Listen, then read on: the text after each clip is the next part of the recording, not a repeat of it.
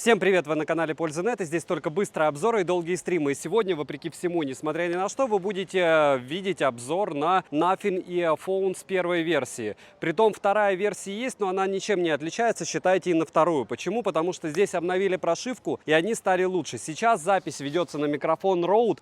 Сразу во входе вы услышите разницу, если будет запись вестись на микрофон iPhone 13 Pro Max. И после этого вы услышите, как с самого начала будет запись вестись на эти микрофоны. Какие здесь плюшки появились с обновлением? Здесь просто нулевая задержка в играх стала. То есть что с iPhone, что с Android вообще никаких проблем. Какие еще плюсы появились? Лучшего сенсора по определению, в ухе они или нет. По звуку они стали более объемные, громче не стали. И о версии Black вы сегодня узнаете все.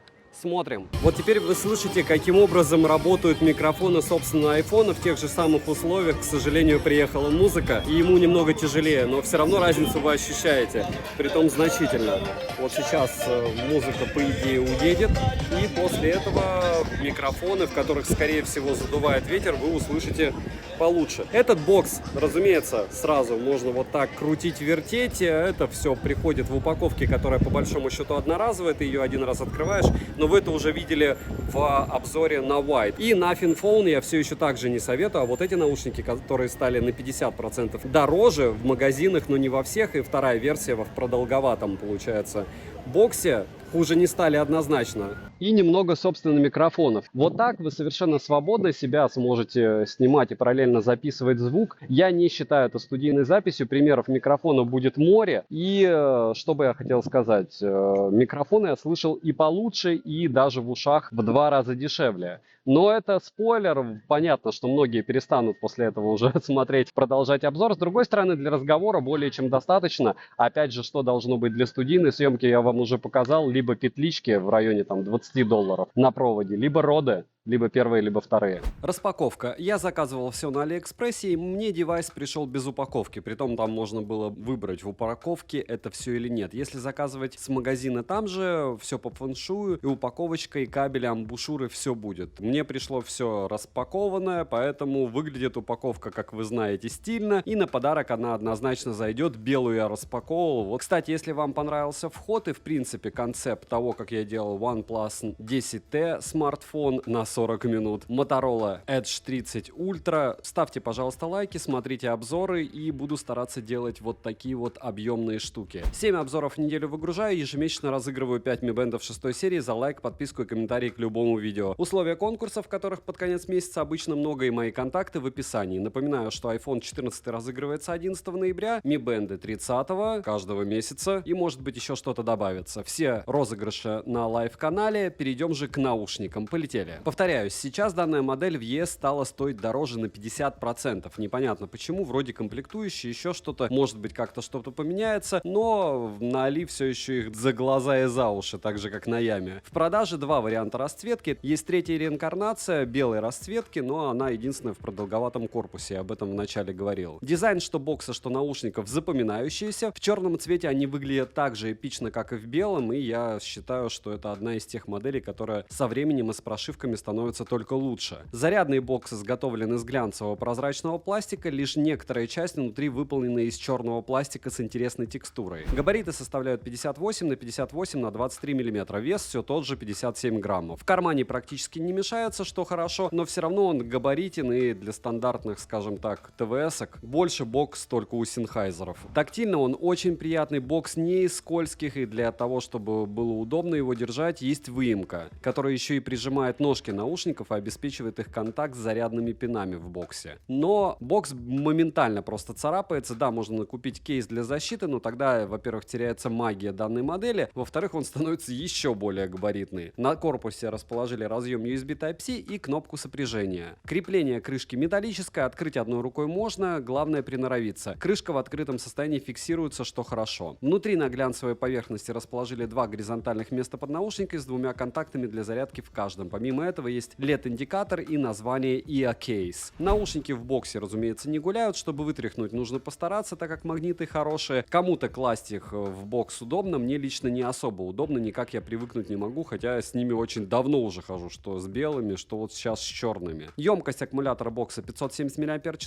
полный цикл зарядки занимает у меня на данный момент час. Беспроводная зарядка есть стандарта QI, наушники можно призарядить от бокса 3 полных раза. Саморазряд я не наблюдал, есть быстрая зарядка бокса, за 10 минут получаете час проигрывания музыки, но опять же у вас должны еще наушники зарядиться. Переходим к наушникам. Изготовлены в таком же стиле, как и бокс, глянцевая прозрачная ножка, в которой виднеются внутренние части наушников. Все расположено очень красиво, очень интересно. Габариты 29 на 14 на 19 мм по самым объемным частям. Вес одного наушника с эмбушюрой 4,6 грамма, посадка комфортная, уши не устают даже после 2 часов прослушивания музыки. Если потрясти головой, они не вылетают, притом можно подобрать амбушюры и вообще ни у кого вылетать не будут, в зависимости от того, какие у вас уши, даже если не стандартные, но только если не совсем маленькие. Но вот из рук они убегают на ура. Звуковод овальной формы и в размерах он 6,3 на 5,2 мм. Сеточка на звуководе металлическая, на корпусе расположили по 3 микрофона на каждом наушнике с шумоподавлением окружающей среды. Датчики обнаружения уха, которые можно отключать в программе, за что огромный плюс, контакты для зарядки и сенсорную панель. Из тапов на борту плей-пауза, переключение треков, сброс ответ вызова, вызов голосового помощника, переключение между режимами активного шумоподавления и режимом прозрачности. И последнее — это регулировка громкости свайпами вверх и вниз. На тапы откликаются наушники отлично, регулировать громкость удобно. Одиночного тапа нет, что способствует устранению ложных нажатий. К слову, программа у айфона, она более обрезанная, чем у андроида, это раз. 2, темная тема у программы, это классно. И 3, встроенный эквалайзер, это, конечно, вещь, пусть даже без кастомного, но все равно. Летим дальше. Оснащены наушники динамическими драйверами на 11,6 мм, диафрагмы с графена. У многих ощущение, что они многодрайверные, по факту драйвер у них один. Гибридное активное шумоподавление с 2 режимами работы, наше любимое ANC, отрабатывает неплохо. Сказать, что оно стало лучше работать, я не скажу. И что оно близко к топам, тем же Соникам, тоже нет, или Huawei. Оно просто хорошее. Пассивное шумоподавление приемлемое. Многие за это дело их и хвалят, что в принципе все они не обрезают, а у вас остается определенный какой-то запас по звуку. То есть в метро вы будете слышать,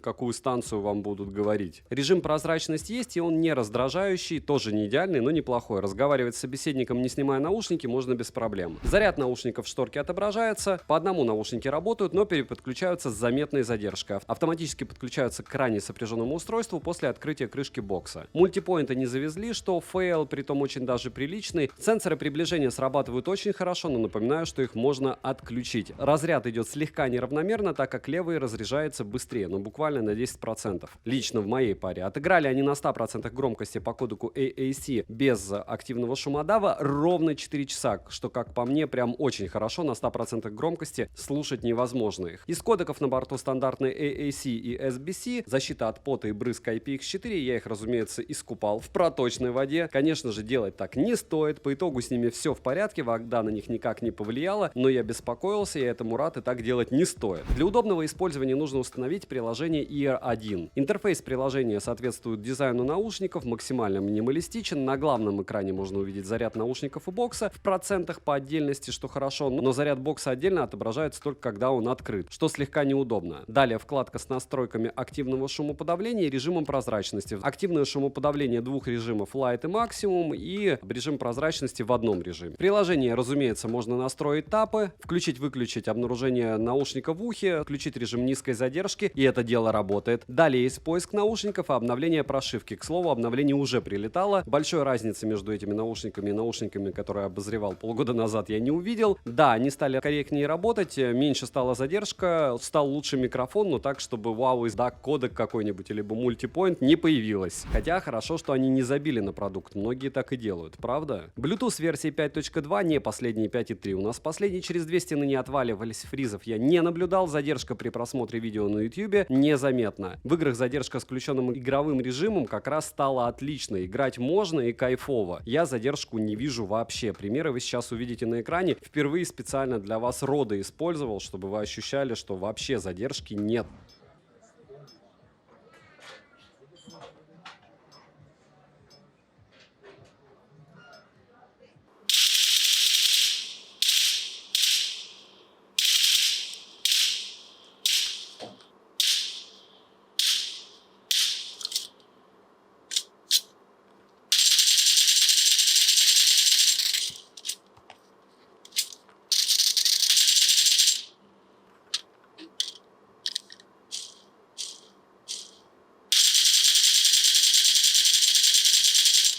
Микрофоны. Окружающие шумы глушат, исходя из этого голос слегка искажается. Перегруз в наличии, но небольшой. Они неплохо справляются даже в шумном месте. Примеры вы сейчас услышите.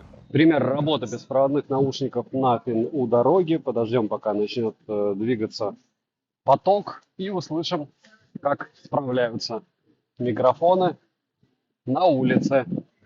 Я напоминаю, что с прозрачным вариантом, не в черной версии, у меня уже был обзор. Если брать их суперновую, когда они выгрузили обновление этих наушников а-ля просто в новом боксе, разницы там мало. Ну, вот так примерно вас будут слышать собеседники, если вы будете где-то гулять, рядом будет проезжать транспорт, и вы будете с ними разговаривать.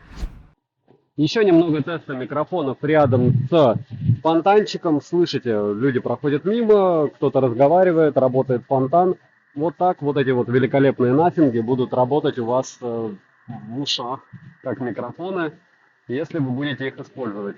Юзаю я для того, чтобы это все дело снимать, OnePlus наушники, это микрофоны. Это iPhone 13 Pro Max, основная камера отдыхает, это фронталка. 4К, 60 FPS и стабилизатор Osmo 5, на него тоже был обзор на канале, можете посмотреть. В принципе, даже ходить с ним можно. Не особо это адекватно удобно, но стабилизация iPhone плюс стабилизация самого Osmo делает чудеса. С одной стороны, с другой стороны, у вас есть возможность увидеть, как все это дело работает в движении, в связке. Понятно, это не родовские микрофоны, но вот я просто переслушал.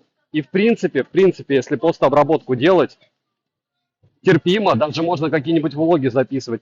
Это касается не только этих ТВСок, но и других каких-то, но эти в том числе. Еще немного теста микрофона уже после обновления прошивки, и вот так примерно вас будет слышать собеседник, если вы будете прогуливаться по улице, рядом с которой нет машин.